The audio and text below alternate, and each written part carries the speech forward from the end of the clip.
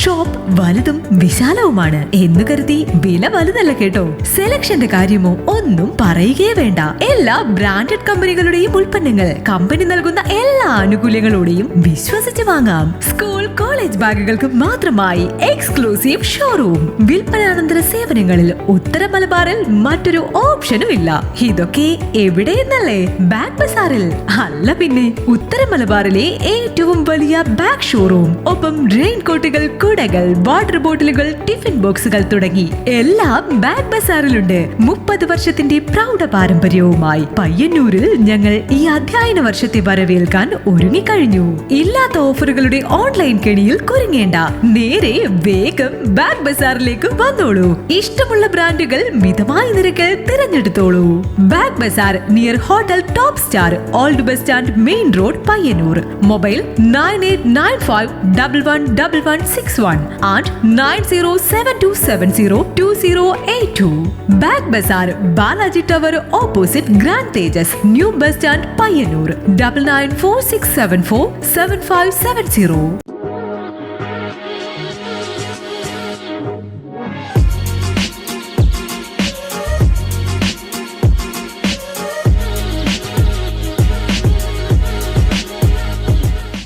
നമസ്കാരം. ഈ നാടിൻ്റെ പ്രിയ പ്രേക്ഷകർക്ക് ഹൃദയം നിറഞ്ഞ ഓണാശംസകൾ. ഇന്നത്തെ ഏറ്റവും പുതിയ എപ്പിസോഡിലേക്ക് സ്വാഗതം. ഓണം ആയതുകൊണ്ട് തന്നെ ഇന്ന് നമ്മൾ എത്തി നിൽക്കുന്നത് ഒരു ക്ഷേത്ര സന്നിധിയിലേക്കാണ്. മീൻകുളം ശ്രീകൃഷ്ണ ക്ഷേത്രം. ഉത്തര കേരളത്തിലെ ഗുരുവായൂർ എന്നാണ് ഈ ക്ഷേത്രത്തിൻ്റെ മറ്റൊരു പേര്. മാത്രമല്ല അമ്പാടി കൂടിയാണ്. ഓലയമ്പാടി ശ്രീകൃഷ്ണ ക്ഷേത്രമെന്നും പറയും. രണ്ട് കൈകളിലും വെണ്ണയുമായി നിൽക്കുന്ന, പുഞ്ചിരി തൂകി നിൽക്കുന്ന ഉണ്ണിക്കണ്ണൻ്റെ ക്ഷേത്രമാണ് ഓലയമ്പാടിയിലെ മീൻകുളം ശ്രീകൃഷ്ണ ക്ഷേത്രം. ആ വിശേഷങ്ങൾ കാണാം.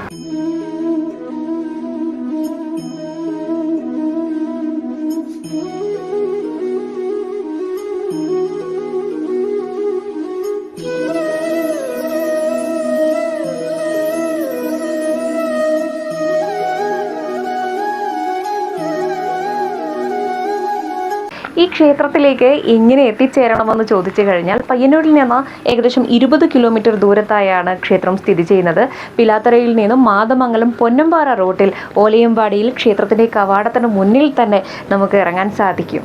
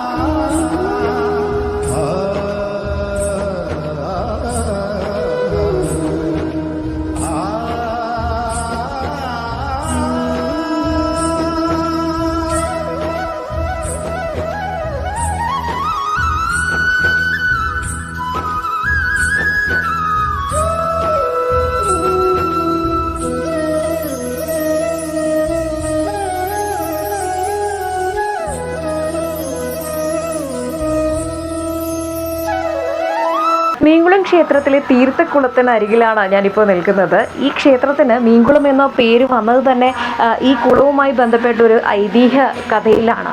വില്ലുമംഗലം സ്വാമിയാർ നൂറ്റാണ്ടുകൾക്ക് മുൻപ് ഈ പ്രദേശത്തെത്തിയെന്നും അന്ന് ഇവിടെ ഒരു ശിവക്ഷേത്രം മാത്രമായിരുന്നു ഉണ്ടായിരുന്നത് എന്നും വിശ്വസിക്കപ്പെടുന്നു. വൈകുന്നേരമാണ് എത്തിയത്. സന്ധ്യാവന്ദനത്തിനായി ജലം അന്വേഷിച്ച് നടന്നപ്പോൾ എവിടെയും ജലം ലഭിക്കാതെ വന്നതോടുകൂടി തൻ്റെ ഭഗവാനായ ശ്രീകൃഷ്ണനെ ഉള്ളുരുകി പ്രാർത്ഥിക്കുകയും ഭക്തവത്സലനായ ശ്രീകൃഷ്ണൻ അദ്ദേഹത്തിൻ്റെ മുന്നിൽ പ്രത്യക്ഷപ്പെടുകയും ജലം ലഭിക്കുവാനുള്ളൊരു വഴി കാണിച്ചു തരണമെന്ന് ഭഗവാനോട് വില്ലുമംഗലം സ്വാമിയാർ പറയുകയും ചെയ്തു.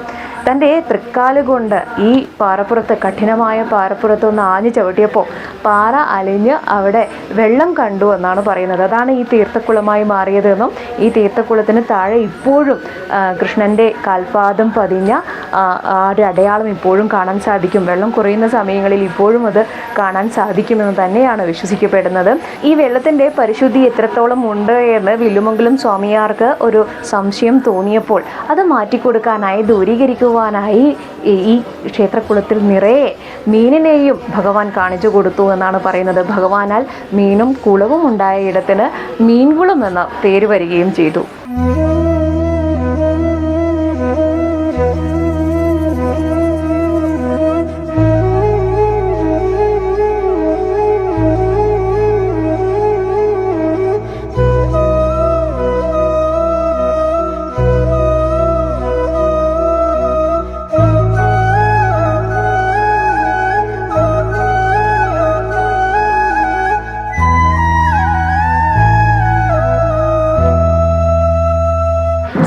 ക്ഷേത്രം മാത്രമല്ല ഇവിടെയുള്ളത്, ഉപദേവതമാരുടെ ക്ഷേത്രങ്ങളൊക്കെ ആയിട്ട് ഒരു ക്ഷേത്ര സമുച്ചയം തന്നെയാണ് മീൻകുളം ശ്രീകൃഷ്ണ ക്ഷേത്രത്തിലെത്തിയാൽ നമുക്ക് കാണാൻ സാധിക്കുക.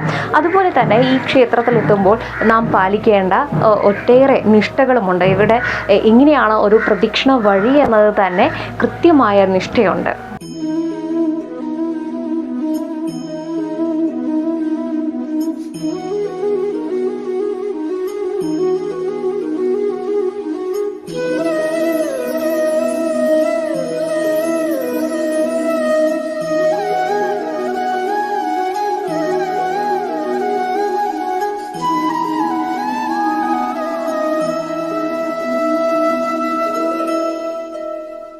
ആദ്യം ക്ഷേത്രക്കുളത്തിൽ ഇറങ്ങി ദേഹശുദ്ധി വരുത്തിയതിനു ശേഷം ശ്രീകൃഷ്ണന് ഏറ്റവും പ്രിയപ്പെട്ട അരയാലിന് പ്രദക്ഷിണം വെച്ചുകൊണ്ടാണ് നമ്മുടെ പ്രദക്ഷിണം ആരംഭിക്കുക.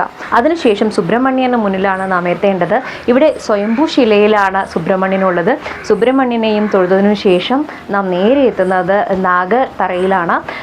നാഗത്തെയും വണങ്ങിയതിനു ശേഷം പ്രധാന ദേവനായ ശിവഭഗവാന്റെ മുന്നിലേക്ക് എത്തുന്നു. ശിവഭഗവാനെ തൊഴുതതിനു ശേഷം നേരെ നമ്മൾ പോകേണ്ടത് ദേവി ചൈതന്യത്തിന് മുന്നിലാണ്. അവിടെയും വണങ്ങിയതിനു ശേഷം വനശാസ്താവിൻ്റെ തിരുനടയിലേക്ക് നമുക്ക് എത്താം. വനശാസ്താവിനെ തൊഴുതതിനു ശേഷം വില്ലുമംഗലം സ്വാമിയാർ, ഈ ക്ഷേത്രം ശ്രീകൃഷ്ണ ക്ഷേത്രം ഇവിടെ പ്രതിഷ്ഠ കഴിപ്പിച്ചു എന്ന് വിശ്വസിക്കപ്പെടുന്ന വില്ലുമംഗലം സ്വാമിയാരെയും തൊഴുതതിനു ശേഷം നാലമ്പലത്തിനകത്തേക്ക് പ്രവേശിക്കുന്നു. ശ്രീകൃഷ്ണനെയും അവിടെ ഗണപതിയെയും പ്രാർത്ഥന നടത്തിയതിനു ശേഷം നമ്മുടെ ഈ പ്രദക്ഷിണ വഴി പൂർത്തീകരിക്കുകയും ചെയ്യാം.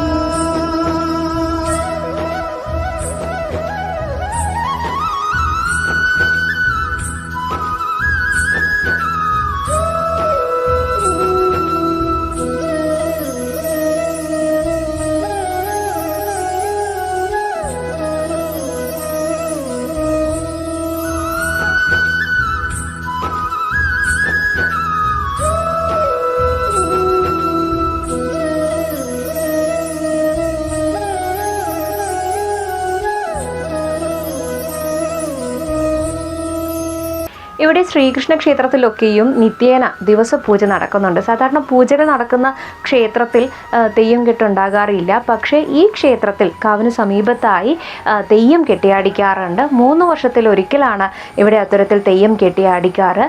കൂടുതൽ ഭക്തജനങ്ങളൊക്കെയാണ്. എല്ലാ ദിവസവും ഇവിടെ അന്നദാനം ഉള്ളത് കൊണ്ട് തന്നെ എല്ലാ ദിവസവും ഇവിടെ ഭക്തജനങ്ങളുടെ ഒരു തിരക്ക് നമുക്ക് കാണാൻ സാധിക്കും. തെയ്യം കെട്ടിൻ്റെയും ഉത്സവത്തിൻ്റെയും ഒക്കെ സമയത്ത് അഭൂതപൂർവമായ ആളുകളുടെ ഒഴുക്ക് തന്നെ ഈ ക്ഷേത്രത്തിലേക്ക് ഉണ്ടാകാറുണ്ട്.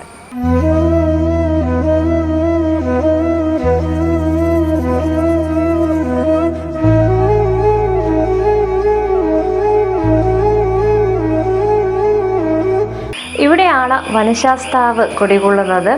പൂർണ്ണ പുഷ്കല ഭാവത്തിലാണ് ഇവിടെ ശാസ്താവ് ഉള്ളത്. ശബരിമലയിലേക്ക് പോകാനുള്ള ഭക്തർ ഇവിടെ എത്തി മുദ്ര ധരിക്കുകയും കെട്ടുനിറ നടത്തുകയും ഒക്കെ വർഷാവർഷം ഏത് സമയത്താണോ ശബരിമലയിലേക്ക് പോകാൻ ഉദ്ദേശിക്കുന്നത് അപ്പോൾ ഇവിടെ വന്ന് മുദ്ര ധരിക്കുകയും കെട്ടുനിറ നടത്തുകയും ഒക്കെ ചെയ്യുന്ന വനശാസ്താവിന് മുന്നിലാണ് ഇപ്പോൾ നമ്മൾ നിൽക്കുന്നത്.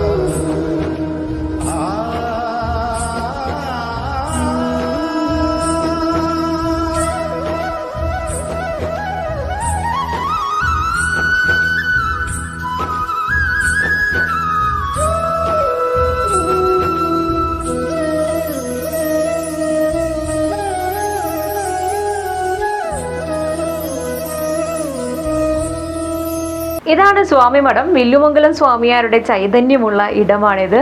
ഒരു സന്ധ്യാസമയത്ത് ഇവിടെ വില്ലുമംഗലം സ്വാമിയാർ എത്തുകയും ശ്രീകൃഷ്ണ പ്രതിഷ്ഠ നടത്തുകയും ഒക്കെ ചെയ്തു എന്ന് ഞാൻ പറഞ്ഞു കഴിഞ്ഞു. അതിനുശേഷം ഇവിടെ വച്ചാണ് അദ്ദേഹം അന്തർധാനം ചെയ്തത്. ഇവിടെ ഒരു ഗുഹ പോലെ അല്ലെങ്കിൽ ഒരു വഴി നമുക്കിവിടെ കാണാൻ സാധിക്കും കൃത്യമായും. അത് തിരുവനന്തപുരം അനന്തപത്മനാഭ സ്വാമി ക്ഷേത്രം വരെ നീളുന്ന വഴിയാണ് എന്നാണ് പറയുന്നത്. അതിന് അകത്തുകൂടി അദ്ദേഹം അന്തർധാനം ചെയ്തു എന്നാണ് വിശ്വസിക്കപ്പെടുന്നത്.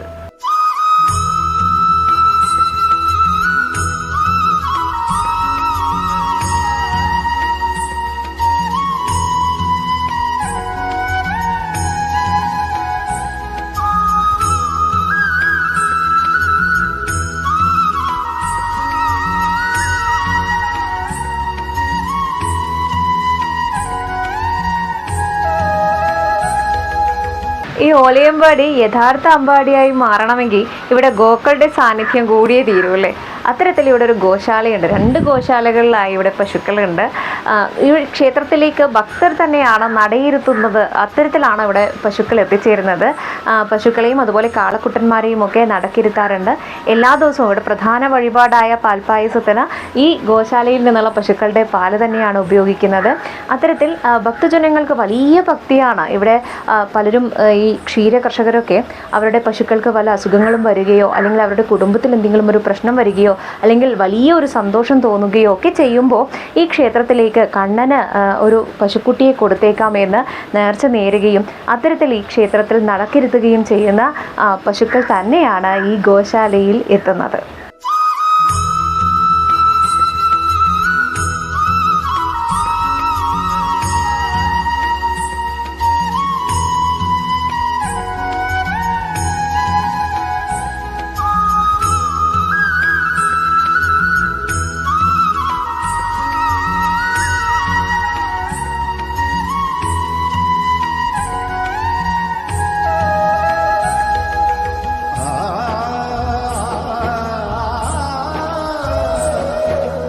ഞാൻ ഭഗവാനൊരു കടിച്ചീന നട കെട്ടിയിട്ടുണ്ട്. അതിൻ്റെ കാരണം എന്ന് വെച്ചാൽ ഒരു ഭയങ്കര അത്ഭുതപരമായ ഇതാണ്. ഒരു പ്രസവിച്ചിട്ട് ഒരു 6 മണിക്ക് പ്രസവിക്കുന്നു. അത് കഴിഞ്ഞ് ഒരു അരമണിക്കൂർ കഴിഞ്ഞിട്ട് ഞാൻ പാലും കൊണ്ട് പോയിട്ട് അപ്പുറം പോയിട്ട് വരുമ്പോൾക്ക് ഈ കടിച്ചീനെ കാണുന്നില്ല. അങ്ങനെ ഞങ്ങളെല്ലാവരും പിന്നെ വീട്ടിലുള്ളവരും അയൽവക്കക്കാരെല്ലാം കൂടി ഒരുപാട് പിന്നെ എവിടെയല്ല എത്രയോ പരിധി ഒരു സ്ഥലത്തും കാണാനില്ല. അങ്ങനെ രണ്ടാമത് വന്നിട്ട് വീട്ടിൽ നിന്ന് നാട്ടിൽ അതായത് ഓലയമ്പാടിയിൽ അവരെല്ലാവരും എൻ്റെ ചങ്ങായിമാരൊക്കെ വന്ന് അവരെല്ലാവരും പരുതി 4-5 മണി വരെയും പരുതിയിട്ട് കാണുന്നില്ല. ഒരു 6 മണിയാകുമ്പം എൻ്റെ ഭാര്യ ഒരു കത്തി എടുത്തിട്ട് അങ്ങനെ വെറുതെ അങ്ങോട്ട് പോയതാണ്. ഈ പ്രസവിച്ച് ഏകദേശം ആ സമയം തന്നെ ആയിന്, 24 മണിക്കൂർ തന്നെ ആയിന്. ആ പോകുമ്പോഴേക്ക് ഇവളെ കണ്ട കാട്ടിൻ്റെ ഉള്ളിൽ നിന്ന് എണീച്ച് നിൽക്കുന്നുണ്ട്. അപ്പോൾ അവിടെ എന്നെ വിളിച്ചിട്ട് വന്ന് ഇങ്ങനെ കച്ചിടിയുണ്ട് വേഗം പാന്ന് പറഞ്ഞു. ഞാൻ പോയി വേഗം എടുത്ത്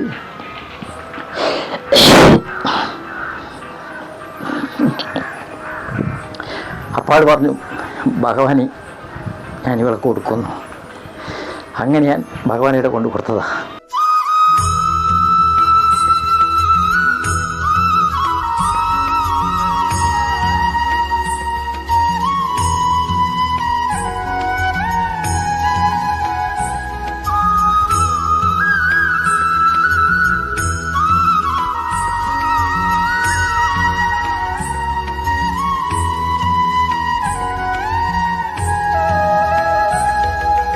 അപൂർവം ക്ഷേത്രങ്ങളിൽ മാത്രമേ ദിവസവും അന്നദാനം നടക്കാറുള്ളൂ.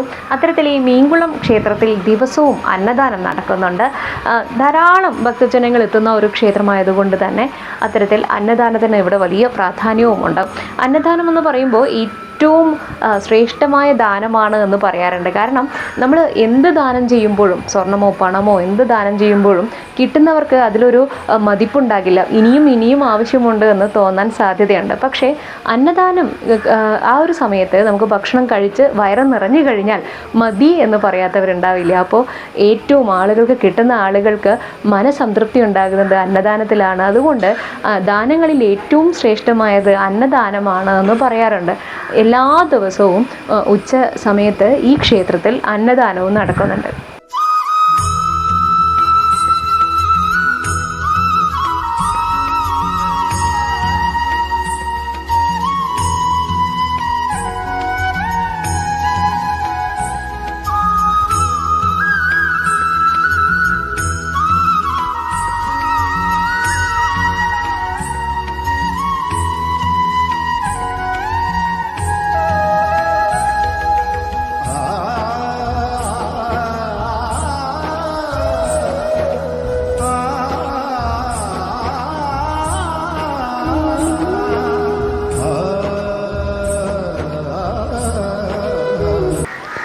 ഉപദേവതകളൊക്കെയും തൊഴുതതിന് ശേഷം നമ്മൾ ക്ഷേത്രത്തിനകത്തേക്ക് പ്രവേശിച്ചിട്ടുണ്ട്.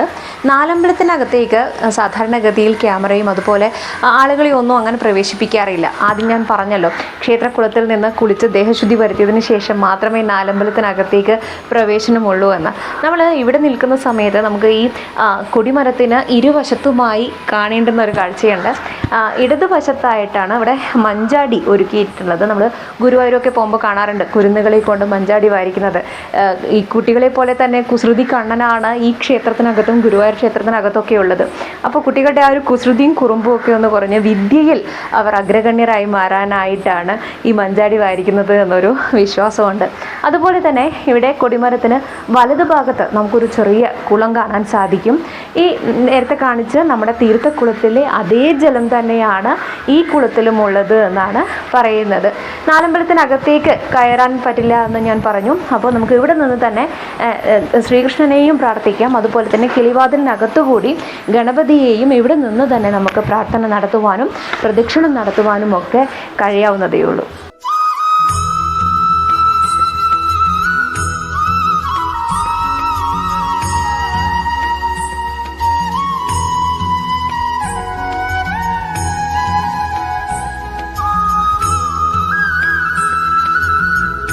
ഉണ്ണിക്കണ്ണനെയും ഗണപതിയെയും കണ്ട് ഈ പ്രദക്ഷിണ വഴി നാം പൂർത്തീകരിച്ചിട്ടുണ്ട്.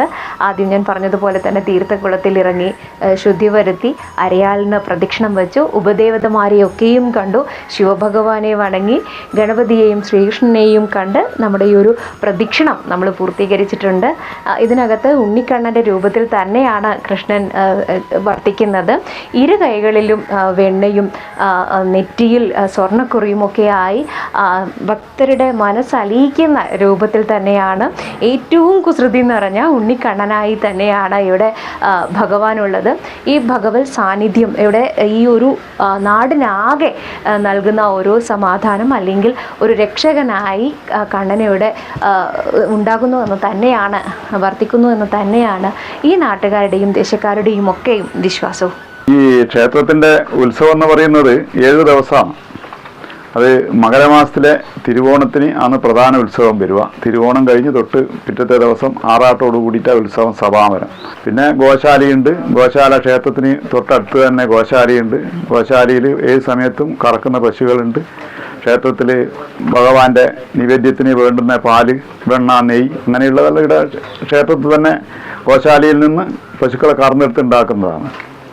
വളരെ പണ്ട് കാലത്ത് ഒരു ഏതോ ഒരു ഭക്തൻ ഒരു പ്രസവിച്ച ഉടനെ ആ പശു മരിച്ചു പോയത് കൊണ്ട് അതിൻ്റെ ഒരു കിടാവിനെ, അതായത് പ്രസവിച്ച് 2-ാം മാസത്തിൽ ഒരു കുട്ടനെ ഇവിടെ കൊണ്ടാക്കിയായിരുന്നു. അതിനെ ഇവിടുന്ന് ക്ഷേത്രത്തിൽ അവർ സംരക്ഷിച്ചിട്ട് അത് ഭഗവാന്റെ ഒരു കുട്ടനായിട്ട് ഇവിടെ വളർന്നു വരുന്നുണ്ട്. അതിൻ്റെ ഒരു ചോടുള്ള ഒരു കുട്ടൻ ഇപ്പോഴും ഇവിടെ ഉണ്ട്. ഒരു വലിയ കണ്ണൻ കുട്ടൻ എന്ന് പറഞ്ഞിട്ട് ഇവിടെ ഉണ്ട്. ക്ഷേത്രത്തിൻ്റെ ഈ ഗോശാലയിൽ പോയാൽ ഏത് സമയത്തും അതായിരിക്കും കാണാൻ പറ്റുന്നതാണ്. ഈ ക്ഷേത്രത്തിന്റെ നടത്തിപ്പ് ചുമതല ഇതിന് തൊട്ടടുത്തുള്ള 4 ദേശക്കാർക്കായി വീതിച്ചു നൽകിയിരിക്കുകയാണ്. ഓരോ 3 മാസവും ഓരോ ദേശക്കാർ ആണ് ഇതിന്റെ ഒരു നടത്തിപ്പ് ചുമതല ഏറ്റെടുക്കേണ്ടത്. ചട്ട്യോൾ, കുറ്റൂർ, പെരുന്തട്ട, പെരുവാമ്പ എന്നീ ദേശക്കാർക്കാണ് ക്ഷേത്രത്തിന്റെ നടത്തിപ്പ് ചുമതലയുള്ളത്. ദിനേനയുള്ള ഈ ക്ഷേത്രത്തിൽ നൽകി വരുന്ന അന്നദാനം അടക്കമുള്ള എല്ലാ കാര്യങ്ങളും ഈ 4 ദേശക്കാർ കൂടിയാണ് നടത്തി വരുന്നത്.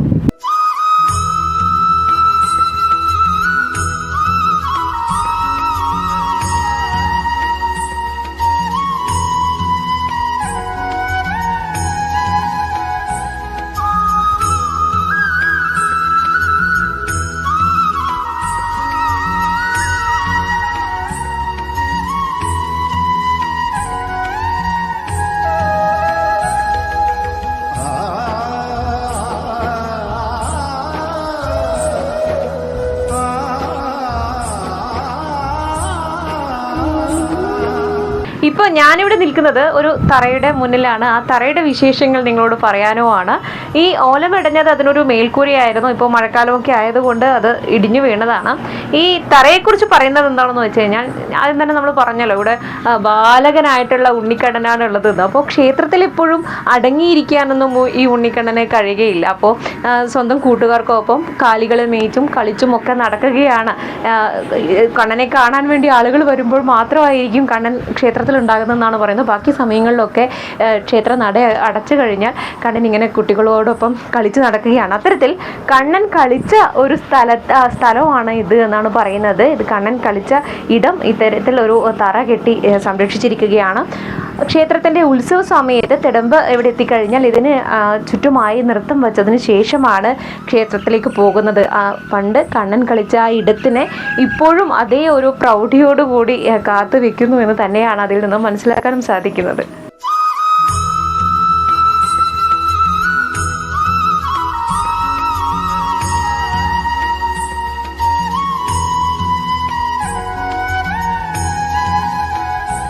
ഈ ക്ഷേത്രവുമായി ബന്ധപ്പെട്ട് വളരെ പ്രധാനപ്പെട്ട ഒരിടം തന്നെയാണിത്. ഇവിടെ നമുക്ക് 3 കല്ലുകൾ അടുപ്പ് കൂട്ടിയതുപോലെ കാണാൻ പറ്റും. പാലുകാച്ചി കല്ല് എന്നാണ് ഇതിനെ പറയുന്നത്. ഇതിനു മുകളിൽ കല്ലിൻ്റെ ഒരു ഉരുളി ഉണ്ടായിരുന്നു എന്നും അതിൽ ശ്രീകൃഷ്ണ ഭഗവാൻ പാല് കാച്ചി കുടിച്ചിരുന്നു എന്നുമാണ് വിശ്വസിക്കപ്പെടുന്നത്.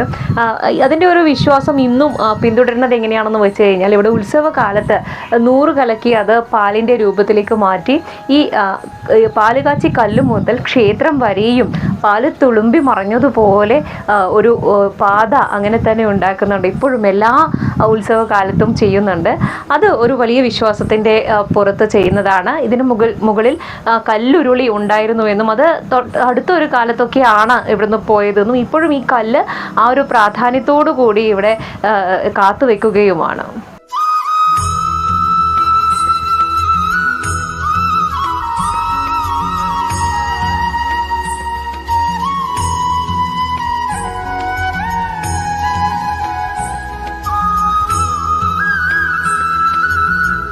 ഈ ഓണനാളിൽ അമ്പാടിക്കടൻ്റെ വിശേഷങ്ങൾ നിങ്ങളെല്ലാവരും കേട്ട് ഇഷ്ടപ്പെട്ടു എന്ന് തന്നെ വിചാരിക്കുന്നു.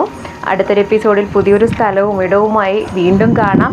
അതുവരേക്കും ഈ എപ്പിസോഡ് ഇവിടുന്ന് വൈൻഡപ്പ് ചെയ്യുകയാണ്. എല്ലാ പ്രേക്ഷകർക്കും ഒരിക്കൽ കൂടി ഹൃദയം നിറഞ്ഞ ഓണാശംസകൾ.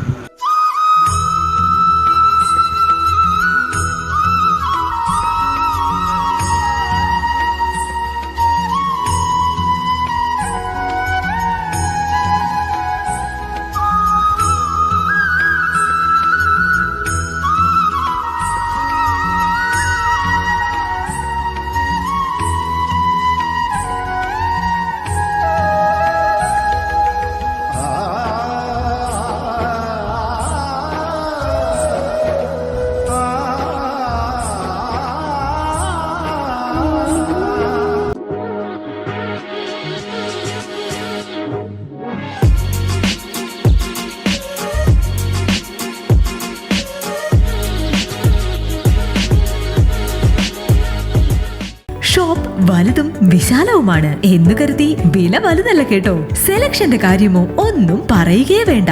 എല്ലാ ബ്രാൻഡഡ് കമ്പനികളുടെയും ഉൽപ്പന്നങ്ങൾ കമ്പനി നൽകുന്ന എല്ലാ ആനുകൂല്യങ്ങളോടെയും വിശ്വസിച്ച് വാങ്ങാം. സ്കൂൾ കോളേജ് ബാഗുകൾക്ക് മാത്രമായി എക്സ്ക്ലൂസീവ് ഷോറൂം. വിൽപ്പനാനന്തര സേവനങ്ങളിൽ ഉത്തര മലബാറിൽ മറ്റൊരു ഓപ്ഷനും ഇല്ല. ഇതൊക്കെ എവിടെയെന്നല്ലേ? ബാഗ് ബസാറിൽ. അല്ല പിന്നെ, ഉത്തര മലബാറിലെ ഏറ്റവും വലിയ ബാഗ് ഷോറൂം. ഒപ്പം റെയിൻ കോട്ടുകൾ, കുടകൾ, വാട്ടർ ബോട്ടിലുകൾ, ടിഫിൻ ബോക്സുകൾ തുടങ്ങി എല്ലാം ബാഗ് ബസാറിലുണ്ട്. 30 വർഷത്തിന്റെ പ്രൗഢ പാരമ്പര്യവുമായി പയ്യന്നൂരിൽ ഞങ്ങൾ ഈ അധ്യയന വർഷത്തെ വരവേൽക്കാൻ ഒരുങ്ങിക്കഴിഞ്ഞു. ഇല്ലാത്ത ഓഫറുകളുടെ ഓൺലൈൻ കെണിയിൽ കുരുങ്ങേണ്ട. നേരെ വേഗം ബാഗ് ബസാറിലേക്ക് വന്നോളൂ.